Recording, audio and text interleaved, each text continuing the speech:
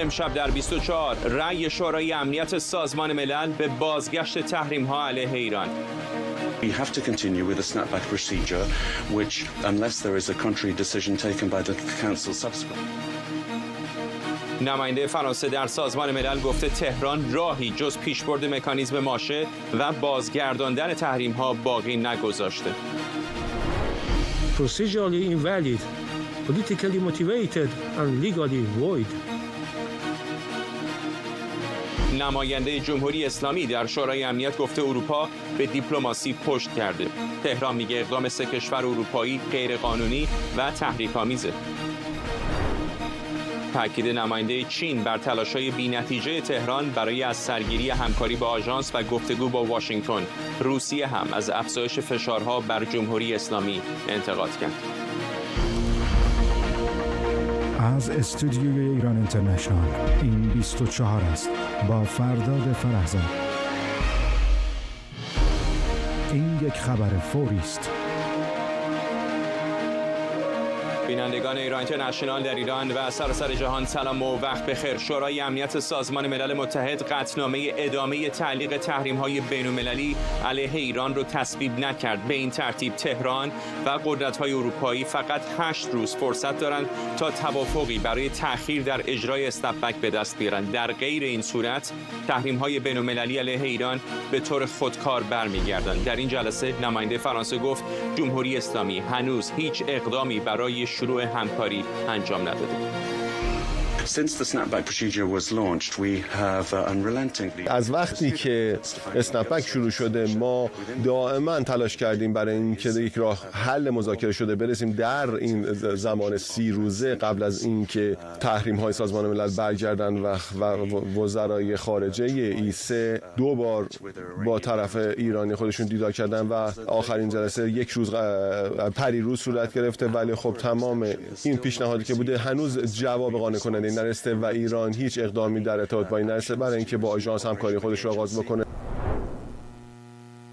مریم رحمتی از مقر سازمان ملل متحد در نیویورک به ما پیوسته. مریم، انتظار این جلسه رو داشتیم، تقریبا انتظار همین رأی رو هم داشتیم. الان اگر اتفاق عجیب و غریبی در چند روز آینده رخ نده حدود 1 هفته دیگه تمام تحریم‌های بین‌المللی علیه جمهوری اسلامی برمیگردن. دقیقا همینطور. از دیروز وضعیت آرا مشخص بود. دیروز دیپلمات‌ها اینجا در مقر سازمان ملل به ما گفته بودند که اروپایی‌ها 9 رأی لازم رو دارن که این قطعنامه به تصویب نرسه و همونطور هم شد و کسی از نتیجه آرا غافلگیر نشد. با عدم تصویب این قطعنامه الان یک قدم به برگشت تمامی تحریم‌های سازمان ملل علیه ایران نزدیکتر شدیم. میدونیم که این قطعنامه در واقع خودش بخشی از روند مکانیزم ماشه بود. طبق مقررات وقتی 3 کشور اروپایی 28 ماه آگوست این روند رو فعال کردن و نامش رو به رئیس شورای امنیت دادن، رئیس شورا موظف شد که 10 روز بعد از اون قطعنامه رو برای ادامه تعلیق تحریم‌ها ارائه بکنه که حالا با رأی نیاوردن روند ماشه یک مرحله جلوتر رفت و حالا شمارش معکوس 9 روزه برای بازگشت همه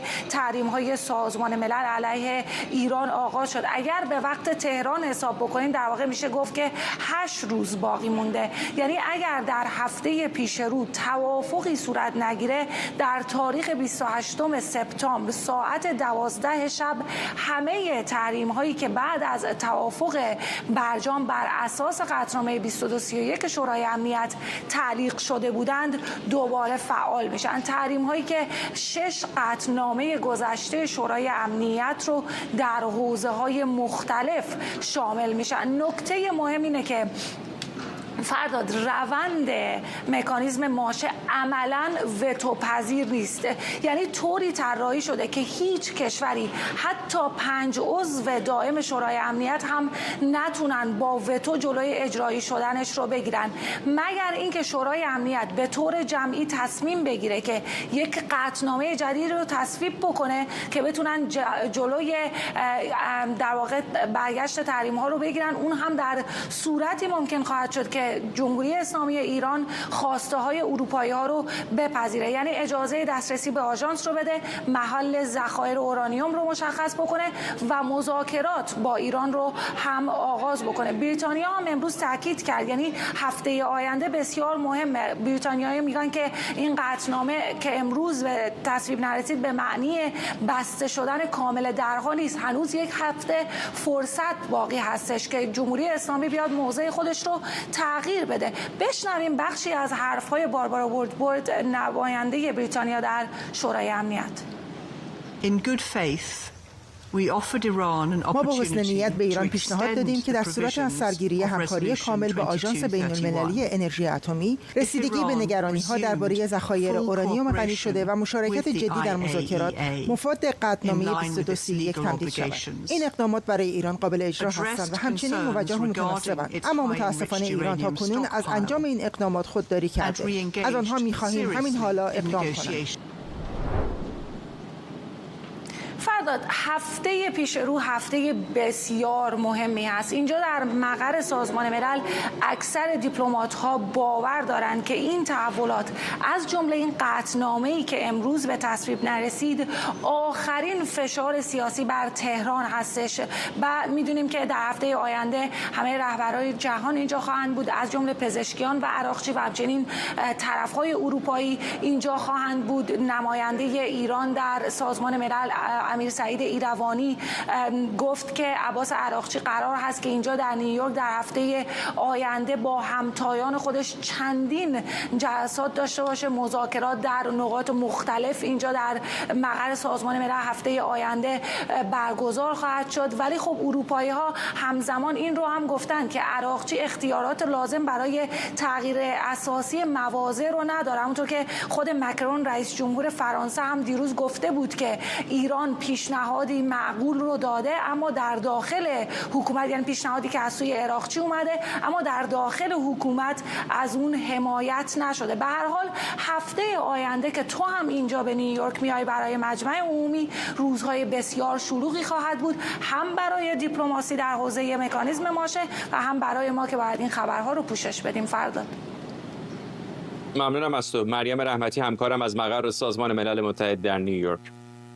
نماینده ایالات متحده هم در سازمان ملل گفته خوشحاله که قطعنامه تعلیق تحریم‌های ایران رأی کافی نیاورده. دوروتی شی در عین حال از آمادگی واشنگتن برای گفتگوهای مستقیم با تهران هم خبر داد. آمریکا رأی منفی به این قطعنامه داده و ما خوشحالیم که قطعنامه به دلیل نداشتن آرای کافی تصویب نشد.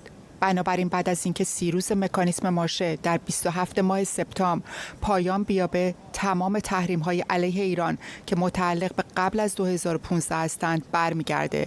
برای اینکه ما کاملا روشن بگوییم، رأی ما به این قطعنامه به این معنی نیست که مانع از سرگیری دیپلماسی بین دو کشور بشه. تحریم‌های سازمان ملل یک طرفه نیست و در قبال تهدید برنامه موشکی، هسته‌ای و حمایت از برنامه تروریسم ایران ایجاد شده.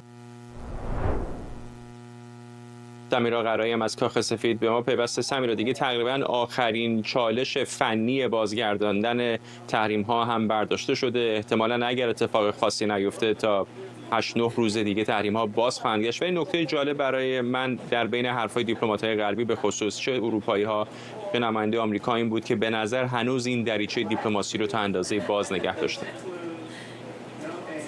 همینطوره، دریچه دیپلماسی باز هست، باز هم خواهد ماند. قرار نیست که از روزی که تحریم‌های حداکثری برگرده از فردا صبح اون روز دیگه مسیر دیپلماسی بسته باشه. در هر شرایطی، حتی در بحرانی ترین شرایط جنگی هم راه دیپلماسی بازه و هر جنگی از طریق دیپلماسی و امضا کردن یک کاغذ در نهایت تموم شده. در صحبت‌های نماینده آمریکا هم شنیدیم که میگه جمهوری اسلامی بیاد جلو، حالا چه قبل از روز 27 سپتامبر چه بعد از 27 سپتامبر اینها پذیرای این هستند که جمهوری اسلامی بخواد همکاری بکنه، بخواد مذاکره مستقیم بکنه. آن چیزی که تا الان دیدن جدیت نبوده از سمت جمهوری اسلامی. نکته درخور توجه این هست که در ابتدای هفته‌ای که درش هستیم، جمهوری اسلامی یک پیشنهادی رو به 3 کشور اروپایی داده که در اون پیشنهاد آمده تنها کارت بازی که در دست داره رو روی اون دست گذاشته، تمرکز کرده، با اون سعی کرده بازی بکنه. اون همین اورانیوم اورانیوم 60% غنی‌سازی شده ای هست، بیش از 400 کیلو که گم شده و روشن است که کجاست. حداقل در اخبار رسمی چنین چیزی رو ما میشنویم و اونها گفته که اگر شما بیاین این رو تمدید بکنید 2231 رو برای چند ماه یا به کل از همین الان 2231 رو شما فراموش کنید، یعنی که مکانیزم مارشه رو فراموش کنید، در ازاش من میرم اون بخشی از این اورانیومی که مفقود شده رو، اون بخشی که میتونم رو میارم یا این رو رقیق میکنیم یا از خاک ایران خارج میکنیم. این پیشنهادی بوده که عراقچی داده. حالا آیا آقای مکرون که روز گذشته میگه که پیشنهاد عراقچی معقول بود اما در بدنه جمهوری اسلامی حمایتی نداشت، داره این رو میگه یا نه این بر ما روشن نیست، ولی پیشنهاد عراقچی مورد قبول کشورهای اروپایی و ایالات متحده قرار نگرفته. به همین خاطره که امروز ما شاهد این رأیگیری هستیم. داره زودتر از اون چیزی که انتظار میرفت فرداد اتفاق میفته و فشاری بوده که سه کشور اروپایی بر کره جنوبی آوردن. کره جنوبی رئیس دوره شورای امنیت هست، فشار آوردند که امروز روز جمعه رو رأیگیری بکنن، منتظر نشند برای هفته آینده که بحث مجمع عمومی آغاز خواهد شد و بسیار شلوغ خواهد بود. نیویورک اینها خواستن قبل از اون تمام بکنن. روز گذشته که آمد خبرش که اینها یک قطعنامه رو دارن دست به دست میچرخونن در شورای امنیت، بسیار خبر عجیبی بود. یعنی به شدت و بسیار سریع همه این تحولات اتفاق افتاد. نشون میده که اون اورانیومی که گم شده جمهوری اسلامی داره باش بازی میکنه، جذابیت نداره برای کشور اروپایی، برای آمریکا. اینا به سرعت میخوان به این سمت برند و برگشتن مکانیزم مارشه، فعال شدنش، برگشتن تمام تحریم ها برای کشور اروپایی و برای ایالات متحده پایان خط نیست و همچنان راه برای دیپلماسی بازه. به رغم اینکه تحریم ها برمیگرده، این مسئله رو در واقع مسئله جمهوری اسلامی فرض کردن، اینکه باید شما با تحریم های 1929 دست و پنجه نرم بکنی، در کنار اونها اگر خواستی با ما حرف بزنی از زیر این فشار بیای بیرون، ما در گفتگو رو برای شما باز نگه می‌داریم. امواج نیوز فردا ساعتی پیش گزارش اختصاصی رو منتشر کرده بود، میگفت که در روزهای گذشته عراقچی و ویتکاف با هم در تماس بودند، به شکل مکتوب با هم مستقیم در تماس بودند، با هم صحبت می‌کردند در دوران جنگ 12 روزه. اما بعدتر شنیدیم که ویتکاف و عراقچی با هم در تماس بودند، ولی به هر جهت دیدیم که در اون جنگ از سمت ویتکاف ما نکته خاصی رو نشنیدیم یا اون تماس احتمالاً نتونست که مشکلی رو حل بکنه. الان روشن نیست که چقدر این تماس مستقیم، چیزی که ایالات متحده دنبالشه، بتونه هفته آینده این مکانیزم که فعال شده، یعنی بحث مارشه رو باید تمام شده به لحاظ اداری و قانونی تمام شده بعد فرض بکنیم، مگر اینکه این وسط یک توافق سیاسی صورت بگیره، یک امر سیاسی اتفاق بیفته که بیاد این امر قانونی اداری رو تحت شعاع قرار بده و از رده خارجش بکنه و بیاد بنشینه در روابط جمهوری اسلامی با این کشورها و اصل و اساس اون باشه. این چیزیه که بعد ببینیم. اما نکته اینه، از صحبت‌های نماینده آمریکا هم روشنه، اینها عجله‌ای ندارند که بخوان هر چه سریعتر با جمهوری اسلامی به یک توافقی برسن. مکانیزم مارشه فعال میشه، تحریم‌ها برمیگرده. در این اثنا اگر جمهوری اسلامی مایل باشه میتونه با این کشورها صحبت بکنه. این به نظر میرسه که سیاست فعلی آمریکا باشه. ممنونم. سمیرا قرایی، همکارم از کاخ سفید در واشنگتن دی سی. در جلسه شورای امنیت سازمان ملل نماینده چین هم گفت تهران بعد از حملات آمریکا و اسرائیل تلاش کرده روابط با آژانس و واشنگتن را از سر بگیره که این تلاش‌ها باید به عنوان یک ابتکار مثبت تلقی بشه. در همین حال نماینده روسیه هم بازگشت تحریم‌ها علیه جمهوری اسلامی رو غیر سازنده و غیر قانونی خوند. کشورهای اروپایی شرایط رو به گونه‌ای ارائه کردن که اونها حق این رو دارن که فعال بکنن این رو، در حالی که اونها خودشون الزامات خودشون رعایت نکردن و این از نظر سیاسی و قانونی نمیتونن، یعنی محلی از اعراب نداره و به همین دلیل هست که ما به رسمیت نمیشناسیم.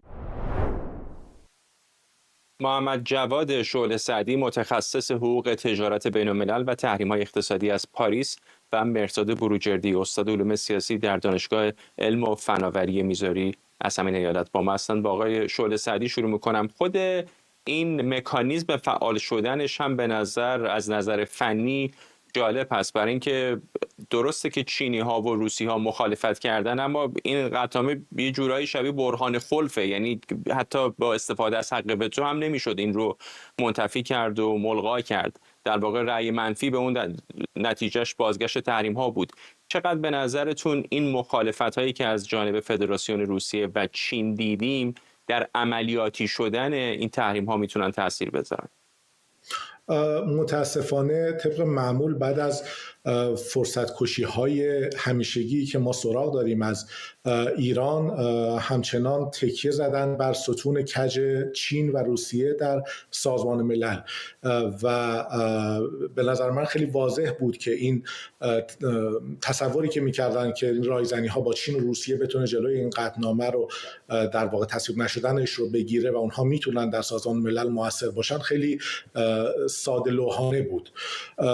این هیچ وقت روسیه و چین این در واقع دفاع استراتژیک رو از ایران نکردن و در این مکانیزم هم مخصوصا حتی دستشون بسته تر هم هست، چون که از اساس این طوری تعیین شد و پای ریزی شد که مخصوصا جلوی وتوی آینده کشورهایی مثل چین و روسیه گرفته بشه و از ابتدا این ابتکار عملی که در این مکانیزم ماشه ایجاد شد برای همین منظور طراحی شده بود و خب مسلماً مخالفت‌های سطحی هم که حتی این کشورها میکنن کار به جایی نمیبره و حتی اگر عمیقاً هم میخواستن دفاع بکنن از ایران، من بعید میدونم که در این شرایط میتونستن در این بره کارساز میبودن در سازمان ملل و نهایتاً ما به همین نتیجه میرسیدیم.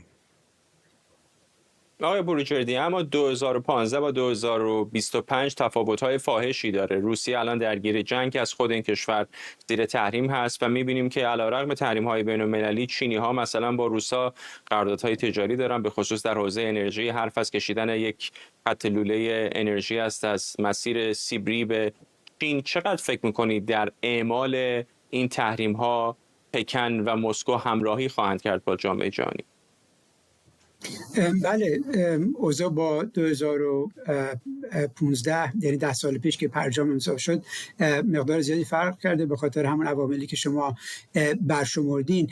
مخالفت امروز چین و روسیه شاید دلالت بر این بکنه که اونها حاضر نیستن به اصطلاح تمامی این تحریمایی که سازمان ملل مطرح میکنه رو واقعا بخوان اجرا بکنن. ولی ببینین قرار گرفتن ایران زیر اون فصل 7 منشور ملل متحد امر ساده ای نیست و به هر حال ما حدود 200 کشور در دنیا داریم که اونها رو مجبور میکنه به این مسئله رعایت بکنن، حتی اگر چین و روسیه نخوان به اصطلاح این تحریم ها رو به شکل واقعی عمل بکنن. به عبارتی میشه گفت که هر آن گونه امتیاز بین المللی رو که ایران در عرض این 10 سال بعد از برجام به دست آورده بود، با بازگشت مکانیزم ماشه اون رو از دست میدن. بنابراین میشه انتظار تبعات اقتصادی اون رو در ایران داشت، با بالا رفتن میزان ارز و بالا گرفتن حتی اختلافات درون خود حکومت که آیا فرصت سوزی کردن، آیا میتونستن خلاقیت بیشتری از خودشون نشون بدن برای حل این مسئله یا نه. یا یه سوال دیگه ای هم که فکر میکنم برای خیلی از تحلیلگران مطرح هست این است که آیا واقعا تهران حاضر شده که تن بده به بازگشت تحریم ها، چون فکر میکنه که این پایان ماجرا نیست و بعد از اون مسائل دیگری من جمله برد موشک‌هاش قرار مطرح بشه، حقوق بشر مطرح بشه و غیره، و بنابراین حاضر شدن که این مسئله رو به یه شکلی بپذیرن. چقدر با این تفسیر موافقید آقای شعله سعدی که تهران برداشتش این بوده که اگر یک امتیاز الان اینجا بخواد بره دیگه پایانی نخواهد بود، موضوعات دیگر مثل موشکی هم مطرح میشه، بذاریم حداقل این تحریم ها برگردن و ببینیم که آیا میشه یه جورایی باهاش معامله کرد یا نه؟ من با این موافق هستم. متاسفانه ایران در واقع برای مذاکره کردن برگ برنده‌ای و حتی امتیازی دیگه نداره که بخواد ارائه بکنه و همونطور که همکارتون هم گفت عملا اون چیز کوچکی که اون اورانیوم غنی شده باقی مانده در ایران هست که ظاهرا زیر آوار هست یا نیست خیلی مشخص نیست، خیلی برای غرب دیگه اهمیت آنچنانی نداره. در نتیجه ایران آنچنان توانایی چانه‌زنی نداره. در مواقعی من فکر می‌کنم که شانس اینو می‌داشت که با آمریکا وارد مذاکره بشه و از سیاست‌های دونالد ترامپ استفاده بکنه و حتی بتونه بازگشت تحریم‌ها رو خنثی بکنه. حتی بعد از جنگ 12 روزه من فکر می‌کنم این امکان وجود داشت، ولی فکر می‌کنم با فرصت سوزی‌هایی که صورت گرفته الان در مقطع کنونی دیگه آنچنان برگ برنده‌ای وجود نداره که ایران بخواد سرش مذاکره بکنه و عملاً بحث هسته‌ای اصلا برای غرب یک جورایی تمام شده و جمع شده است و مسئله حالا به احتمال خیلی زیاد به نظر من هم سر توان موشکی ایران باز خواهد شد و این چیزی هست که ایران عملاً نمیتونه زیر بارش بره، مخصوصا در مقطع کنونی زیر بار رفتن محدودیت‌هایی که توان موشکی ایران رو محدود بکنه میتونه بازدارندگی استراتژیک ایران رو از بین ببره و حتی بحث منطقه‌ای و آینده ایران و در واقع ماهیت وجودی ایران رو زیر سوال ببره، خارج از حتی حکومت مستقر در ایران. در نتیجه خیلی اون امکاناتی که بتونن سرش مذاکره کنن، بحث بکنن و در واقع بدبستانی انجام بدن عملاً خیلی ناچیز هست و بیشتر به این نتیجه من میرسم که ایران دیگه چاره‌ای فعلا نداره به نظر خودش و فکر میکنه که بهتر این تحریم ها مقاومتی نکنه. حتی در مقطع این تمدید برجام رو یک کشورها مطرح کرده بودن، در رسانه ها مطرح شده بود و در مقطعی حتی میگفتن ایران خیلی مایل به تمدیدش نیست، ولی واقعیت این هست که ایران خیلی الان قدرت چانه‌زنی نداره و در این حال من فکر می‌کنم تمرکز روی اروپایی‌ها و مذاکراتی که با اروپایی‌ها انجام دادن یک اشتباه استراتژیک بود از جانب ایران و حتی در همین مقطع نهایی هم میبایست در واقع مذاکرات مستقیم رو با آمریکا انجام میدادن و از طریق آمریکا حتی اروپایی‌ها رو مهار میکردن. ما باید در ذهنمون هم داشته باشیم که بعد از جنگ اوکراین عملاً اون همبستگی که اروپایی‌ها به صورت نسبی بعد از خروج دونالد ترامپ از برجام داشتن نسبت به ایران کاملا برعکس شد و اروپایی‌ها عملاً ایران رو یک جوری شریک دشمن خودشون که روسیه هست میدونن و بسیار موضع بسیار سختی در مقابل ایران داشتن، در حالی که مواضع کنونی آمریکا کاملا برعکس مواضع اروپا بود و ایران میتونست در این مقاطع حتی بعد از جنگ 12 روزه به نظر من از این فرصت استفاده میکرد و از طریق آمریکا و انجام مذاکرات مستقیم با آمریکا اروپایی‌ها رو هم مهار میکرد و شاید مانع از این مکانیزم ماشه میشد. من فکر میکنم که این فرصت رو هم سوزوندن، خب مثل فرصت‌های بسیار زیادی که قبل‌تر سوزوندن و میتونستن به نتایج بهتری برسن. آقای بروجردی، اگر تا همین اواخر موضوع چالش برانگیز برنامه هسته‌ای جمهوری اسلامی یک موضوع فنی و حقوقی بود تا اندازه زیادی برای جامعه بین‌الملل، بعد از جنگ 12 روزه خب یک زاویه نظامی هم پیدا کرد و اصلا تمام معادلات تغییر پیدا کرد. الان آقای نتانیاهو هفته بعد میاد نیویورک، بعد از اون قراره بره واشنگتن دی سی با دونالد ترامپ دیدار بکنه. کجای این معادله الان به نظرتون اسرائیل ایستاده بعد از این بازگشت تحریم ها؟ خب ببینیم واقعیتش این است که بازگشت تحریم ها دست اسرائیل رو بازتر میگذاره برای اینکه بگن که خب ایران دیدین حتی با سازمان ملل هم نتونست کنار بیاد و این بار حمله مجددی رو اگه در کار باشه بخوان اون شکلی توجیه بکنن، توضیحش بدن. به نظر من الان توپ در زمین ایران هست. ببینین اگر بخوان از این نوع سناریوها جلوگیری بکنن، آقای ماکرون همین الان اومده با حرفایی که زده داره به اصطلاح میگه که آقای عراقچی برای کل حکومت ایران صحبت نمیکنه. خب این نیازمند چی هست؟ این نیازمند این است که شخص اول مملکت یعنی آقای خامنه‌ای برای مثال بگه من هفته آینده آقای پزشکیان رو دارم میفرستم و اجازه مذاکره مستقیم با آقای ترامپ رو به ایشون دادم. اگه بخوان واقعا لحاظ دیپلماتیک مسئله رو حل بکنن و به فاز نظامی یک مسئله نرسیم، یک چنین حرفی میتونه صورت معادله رو عوض بکنه برای ایران و به دنیا به اصطلاح این پیغام رو بده که حالا شاید جدیت بیشتری برای ایران هست برای مذاکره کردن. اما تا به حال اون چیزی که داشته، رویه‌ای که ایران پیش گرفته، به هیچ وجه یک اقدام رادیکال به این شکل نبوده. اونها کماکان مثل تمام دورانی که برای سر برجام داشتن مذاکره میکردن، استراتژی و تاکتیک این بوده که ما مذاکره مرحله به مرحله آرام انجام میدیم، چانه میزنیم اینا.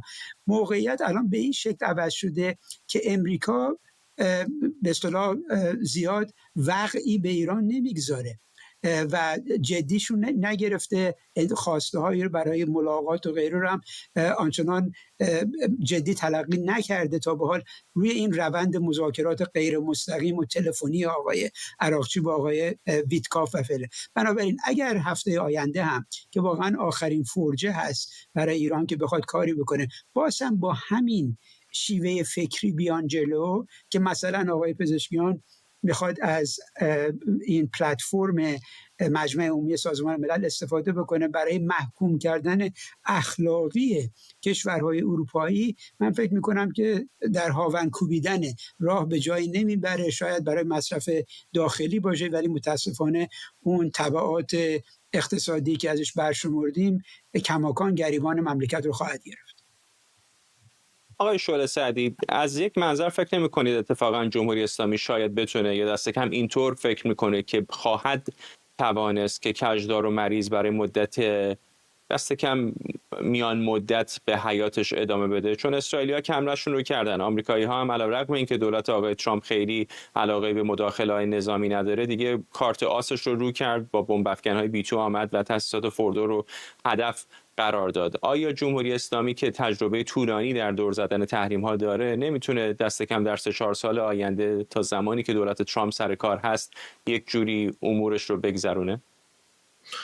خیلی سخت خواهد بود. اول اینکه این سیاست همیشگی جمهوری اسلامی هست و یکی از دلایل فرصت سوزی‌های مکرر دقیقاً همین سیاستی هست که در لبه حرکت میکنه ایران و در واقع تصمیم‌های درست رو نمیگیره و سعی میکنه همه چیز رو کجدار و مریض نگه داره. در عین حال نگه داشتن این وضعیت در دراز مدت و میان مدت بسیار بسیار پیچیده خواهد بود. ببینید ما بعد از برجام حتی با اینکه از لحاظ قانونی حتی شاید حداقل در موازین بین المللی منعی برای مبادلات و تجارت با ایران نبود، همچنان ما بسیار بسیار تجارت محدودی داشتیم، اون هم فقط با چین و چند تا کشور دیگه‌ای که نفتمون رو با قیمت بسیار پایینی می‌خریدن و پولش رو هم حتی نمیدادن و ما مجبور بودیم کالاهای در واقع حاشیه‌ای رو به جای پول دریافت بکنیم و به ایران بیاریم.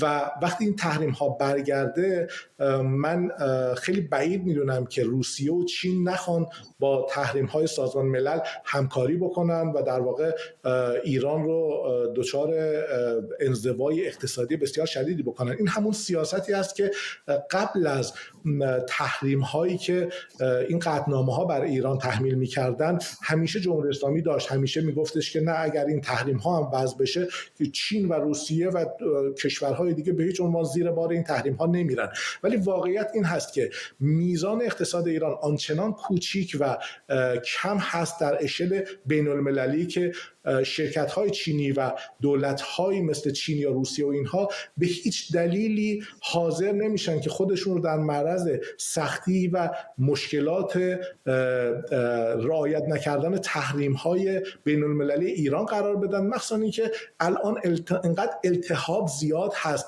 بین شرق و غرب که در واقع اونها دلیلی نداره و توجیهی نداره که بخوان این التهاب‌های حاشیه‌ای رو برای خودشون داشته باشن. میخوام بگم که ایران ارزش اقتصادیش آنچنان برای این کشورها در اشل بین‌المللی پایین هست که قطعاً به نظر من فکر نمی‌کنم چین و روسیه بخوان خودشون رو در چالش جدیدی بذارن، مثلا با دولت آمریکا یا غرب که سر رعایت نکردن تحریم‌های ایران. یعنی ما وقتی اینو مقایسه می‌کنیم الان مذاکراتی که سر همین حقوق بازرگانی یا این مالیات‌هایی که دولت ترامپ روی کشورهای مختلف وضع میکنه، یعنی مذاکرات در مورد این تعرفه ها 1% بسیار بسیار کوچیکیش کل اقتصاد ایران رو برابری میکنه. در نتیجه اصلا موضوع و جدال غرب و شرق جای دیگری و چیز دیگری است و ایران اصلا جایگاهی در این وسط نداره که ما حالا انتظار داشته باشیم که روسیه و چین بخوان این رو رعایت نکنن و ایران همچنان بخواد دستاورد اقتصادی داشته باشه. در نتیجه به نظر من اگر که راه حلی پیدا نشه دوران اقتصادی بسیار سختی خواهد بود و تجربه هم نشون داده که در مقطع قبلی هم که حتی شاید وضعیت به این سختی هم نبود و وضعیت بین المللی بسیار آرامتر بود و این آشفتگی ها وجود نداشت، روسیه و چین که همیشه جمهوری اسلامی فکر میکرد یک متحدیه که میتونه روشون حساب بکنه، نشون دادن که خیلی راحت به تحریم ها عمل میکنن و عملا ما در مقطعی فروش نفتمون نزدیک به صفر رسیده بود. آقای بروجردی، بیشتر در این تصویر بزرگتر روابط ایران و جهان بحث کردیم امشب، اما یک نکته‌ای که در چند روز گذشته بسیار جلب توجه کرد حرفای فرانسوی‌ها بود که گفتن عراقچی پیشنهادات معقولی ارائه کرد ولی به نظر نمیرسه که در تهران توافقی سرش وجود داشته باشه. چقدر این شکافایی که فرانسوی‌ها دارن بهش اشاره میکنن در داخل سیستم، در داخل خود جمهوری اسلامی به نظرتون واقعی و جدی هست؟ نه، ببینید من فکر می‌کنم که دعواها در ایران جدی هست. شما ببینید همین که بعد از اون توافق قاهره 3 هفته مجلس تشکیل نمیشه و این همزمان میشه با هم این دو مسئله، به نظر من خیلی امری است که قابل توجه هست برای ما. شما سرمقاله های کیهان رو میخونین، حرفای نمایندگان جبهه پایداری رو در مجلس میبینین که چقدر تند حتی از محاکمه آقای عراقچی صحبت میکنن و از به اصطلاح فروش کشور، دور زدن مجلس و تهمتایی که شبیه همون چیزهایی است که مثلا به آقای ظریف در سالهای گذشته میدادن. بنابراین این مسائل جدی است. به نظر میاد که آقای خامنه‌ای هم هیچ علاقه‌ای نداشت که این افراد رو لزوما مهار بکنه از نوع حملاتی که دارن میکنن. شما روزنامه‌های ایران رو که من اونجوری که دنبال میکنم میبینید که روزنامه‌های اصلاح طلب همه دارن واقعا این گوشزد رو به هر شکلی با استعاره در به اصطلاح به شکل جدی به حکومت میدن که نباید تو این مسیر بازگشت مکانیزم ماشه قرار بگیرین، چون این یک ته چاهی است که بیرون اومدن ازش برای شما آسان نیست. ولی از طرف دیگه نشریات تندرو، پلتفرم های تندرو میبینیم همه این حرفا رو میزنن که اینها همش جنگ روانی، جدی نگیرین، نمیدونم اقتصاد ما بزرگ 45 سال دوام آوردیم، کماکان میتونیم ادامه بدیم، حتی حمله 12 روزه به جایی نرسید، ما هنوز سر پای خودمون هستیم و بحث‌های این شکلی که فکر میکنم برای کوچک نشان دادن چالشی هست که امروز ایران خودش رو باش روبرو میبینه. ممنونم از هر دوی شما آقایون. محمد جواد شعله سعدی، متخصص حقوق تجارت بین‌الملل و تحریم‌های اقتصادی از پاریس، و مهرزاد بروجردی، استاد علوم سیاسی در دانشگاه علم و فناوری میزوری از همین ایالت. اندکی بعد از پایان نشست شورای امنیت، وزارت خارجه جمهوری اسلامی اقدام 3 کشور اروپایی برای برگرداندن تحریم‌های سازمان ملل رو غیرقانونی و سوء استفاده از سازوکار حل و فصل اختلاف برجام خونده. تهران گفته مسئولیت کامل پیامدهای این اقدام در صورتی که منجر به بازگشت قطعنامه‌ها علیه ایران بشه بر عهده آمریکا و 3 کشور اروپایی که دست به تحریف واقعیت‌ها و طرح ادعاهای بی‌اساس کردند. ساعتی پیش هم امیر سعید ایروانی نماینده ایران گفت این اقدام 3 کشور اروپایی چارچوب برجام رو نابود کرده. 3 کشور اروپایی و آمریکا با هماهنگی اسرائیل ادعاهای نادرستی مبنی بر تهدید برنامه هسته‌ای ایران برای صلح و امنیت جهانی مطرح می‌کنند. این ادعاها ساختگی است. ایران تعهدات خود در برجام، معاهده منع گسترش تسلیحات هسته‌ای و تعهدات پادمانی خود را نقض نکرد. برنامه هسته‌ای ما کاملاً صلح‌آمیز است. همکارم مراد ویسی از واشنگتن دی سی به ما پیوسته. طرف ایرانی وزارت خارجه میگه عواقبش متوجه آمریکایی‌ها و اروپایی‌ها هست، در صورتی که این تحریم‌ها برای جمهوری اسلامی برمیگرده. چه عواقبی واقعا جمهوری اسلامی میبینه برای غربی‌ها که در اونها رو به شکلی تهدید میکنه؟ یاد تهدید سعید الصحاف میفتم. نیروهای آمریکایی در ورودی بغداد بودن، از پیروزی داشت صحبت میکرد و اینی که اونها رو نابود میکنیم. جمهوری اسلامی این حرف رو نزنه چیز دیگه ای نداره. واقعیت اینه که وضعیت بسیار بسیار برای جمهوری اسلامی وخیمه. موقعی که راه حل دیپلماتیک به بنبست میرسه، به طور طبیعی راه حل جنگ باز میشه. نه فقط تحریما داره برمیگرده، امکان جنگ هم بیشتر شده و جمهوری اسلامی در این میان ابزاری نداره. اروپایی ها به شدت علیه جمهوری اسلامی سختگیرتر شدن، چون نگران تهدید هسته‌ای، تهدید موشکی و دادن پهپادهایی به روسیه هستن که الان دیگه روی لهستان و رومانی هستن. اروپایی‌ها نگران امنیتشونن. ناتو نگران کمک‌های جمهوری اسلامی به روسیه است. چین و روسیه دیگه به جمهوری اسلامی کمکی نمی‌کنن، در حالی که ممکنه هر لحظه خامنه‌ای کشته بشه ولی بهش پدافند ندادن. آمریکایی‌ها نشون دادن که صبر و حوصله برای مذاکرات طولانی ندارن. جمهوری اسلامی مزیت اصلیش در مذاکرات این بود که مذاکرات رو طولانی کنه. آمریکایی‌ها ظرف 3 ماه 2 بار گفتن نه. 3 ماه قبل موقعی که مذاکرات 5 دور طول کشید و ویتکاف عصبانی مذاکرات رو ترک کرد، بلافاصله در روز 61 مهلت ترامپ به جمهوری اسلامی حمله کردن. الان هم آمریکایی‌ها تاکتیکشون اینه، گفتن ما تحریم رو برمیگردونیم، بعد شما بیاید مذاکره کنید. ما اجازه نمیدیم که شما ما رو سر بدونید، مذاکرات طولانی کنید، ما دنبال شما بودیم. شما بیاید دنبال ما بودید، ما تحریم‌ها رو برمیگردونیم. اگر شما اهل مذاکره بودید، بیاید مذاکره کنیم، تحریم‌ها رو برگردونیم. اگر هم اهل مذاکره نبودید، خب تحریم‌ها سر جاشه. اسرائیلی‌ها هم الان به لحاظ بین‌المللی در موقعیت قوی‌تری هستند که علیه جمهوری اسلامی اقدام کنن، به این دلیل که الان با این تصمیم که ایران رفت زیر فصل 7 منشور، ایران تهدیدی علیه صلح و امنیت بین‌المللی است. یعنی بحث تحریم ها بحث کم اهمیت ترشه. بحث پر اهمیت تر اینه که ایران رفته زیر فصل 7 و تهدیدی علیه صلح و امنیت بین‌المللی است و در این شرایط نیابتیاش هم از بین رفته، اقتصاد داخلیش هم ضعیفه. ضمن اینی که ابزارهایی رو که در گذشته داشت دیگه نداره. در دوره احمدی نژاد قبل از برجام که این تحریم ها برگشت، جمهوری اسلامی مهمترین ابزارش این بود، میگفت من میرم غنیسازی بیشتر میکنم، غنیسازی بالاتر میکنم. حالا اون رو از دست داده. امکان بستن تنگه هرمز نداره، چون چین، هند، کشورهای منطقه مقابلش قرار خواهند گرفت. امکان خروج از NPT نداره، این همه اعلام کرده. خروج از NPT یعنی اینی که حمله فوری بهش خواهد شد، حمله شدید بهش خواهد شد و حمله با تعداد بازیگرای زیادی خواهد شد. تنها امید جمهوری اسلامی این وسط اینه که دوام بیاره، دوره ترامپ تموم بشه، دوره نتانیاهو تموم بشه و سرنگون نشه و این هم ممکن نیست، چون آمریکا و اسرائیل به وضع موجود رضایت نمیدن. اسرائیلی ها برنامهشون سرنگونی جمهوری اسلامیه بدون اینی که رسما اعلام بکنن. اونا به این نتیجه رسیدن ولی اگر جمهوری اسلامی از دوره ترامپ قصر در بره که 38 ماهش باقی مونده، بعد ممکنه پول به دست بیاره، بعد نیابتی‌ها رو احیا کنه، بعد موشک‌های قوی‌تر داشته باشه، بعد بمب اتمی داشته باشه.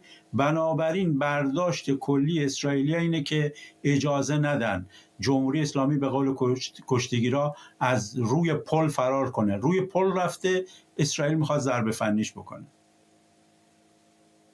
مطمئنم که جمهوری اسلامی تهدید بسیار بزرگی برای اسرائیل هست، کما که در این جنگ 12 روزه هم دیدیم. اما اگر این اجلاس اخیر شانگهای و میزبانی که چینی ها انجام دادن از جهان جنوب به قول غربی ها رو معیار قرار بدیم، مشخصه که بالاخره این مهر چینی های بین المللی هم تحت تغییرات قابل توجهی قرار گرفته. چقدر فکر میکنید که همینطور که امروز در جلسه شورای امنیت هم دیدیم روسیه و چین تا اندازه قابل توجهی از ایران دفاع کردن، ممکنه در اون تصویر بزرگتر جمهوری اسلامی بیش از گذشته، حالا روسا درگیری‌های زیادی دارن ولی خودشون رو به چینی‌ها نزدیک بکنن که یک جوری از این بحران عبور کنن.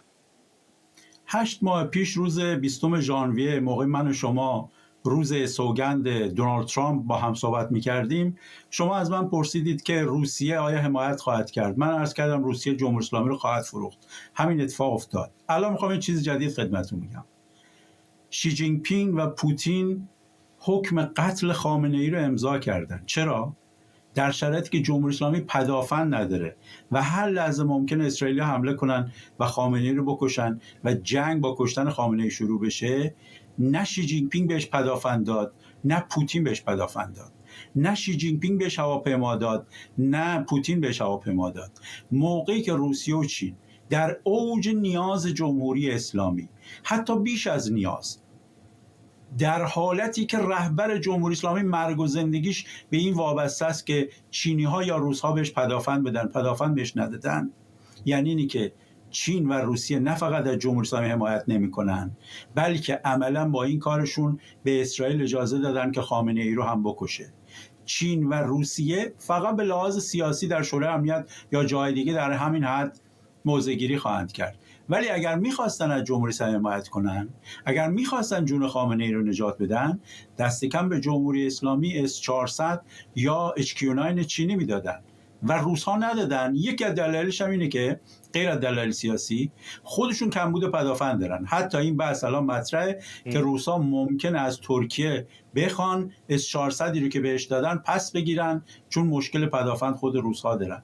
بنابراین خدمت شما عرض می‌کنم پس این چرا در معادلات بیرونی جمهوری اسلامی نمود پیدا نمی‌کنه؟ یعنی اگر واقعا خامنه‌ای فکر می‌کنه از مسکو و پکن آبی گرم نمیشه، چرا چنین مخاطره‌ای رو به جان می‌خره که الان تحریم‌ها برگردن و خطر جنگ دوباره رو به جان می‌خره؟ خامنه‌ای یک روایتی رو به مردم ایران گفته که اون روایت اشتباه از آب در اومده و حالا نمیخواد از اون برگرده. خامنه‌ای به مردم ایران میگفت ما 5 مرحله داریم: نهضت اسلامی، انقلاب اسلامی، جامعه اسلامی، دولت اسلامی و تمدن نوین اسلامی. و در انتهای این تمدن نوین اسلامی ما هم قدس رو پس میگیریم، هم اندلس اسپانیا رو میتونیم پس بگیریم. این ته ذهنش بود و سلیمانی بهش میگفت ما قدس رو پس بگیریم 0-0 میشیم، تازه بعد باید بریم اندلس رو پس بگیریم.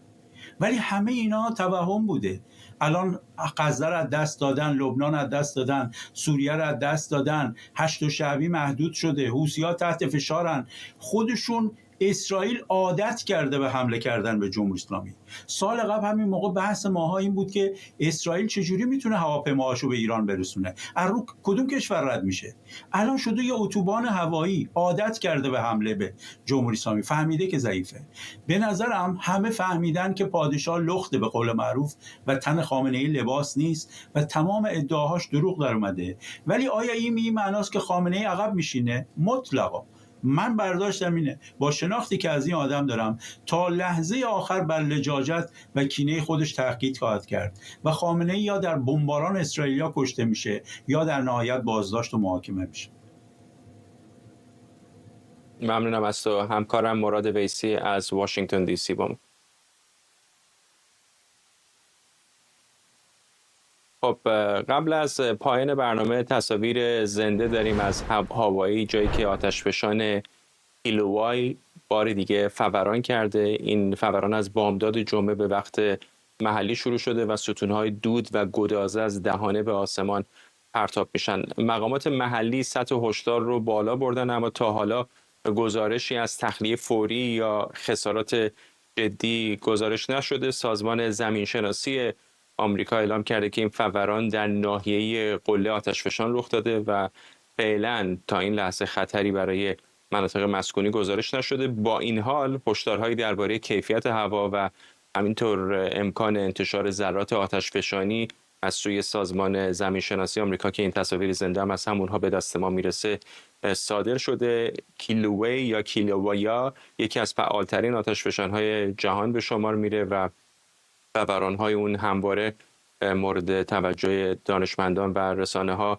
قرار داشته. همونطور که الان هم در تصاویر زنده دارید می‌بینید این آتشفشان بار دیگه فعال شده و جریان‌های گدازه از دهانش به بیرون فوران میکنه. ستون‌های دود و بخار به آسمان برخاسته همونطور که می‌بینید و نور گدازهای سرخ رنگ هم فضای اطراف رو روشن کردن. ولی همونطور که گفتم سازمان زمینشناسی آمریکا میگه فعلا خطری متوجه مناطق مسکونی که در اطراف این آتشفشان هست وجود نداره. خب با این تصاویر آتشفشان از هاوایی میرسیم به پایان برنامه 24 این هفته آینده در نیویورک خواهیم بود. از مجمع عمومی سازمان ملل متحد براتون گزارش خواهیم داد. تا برنامه بعدی، بدرود.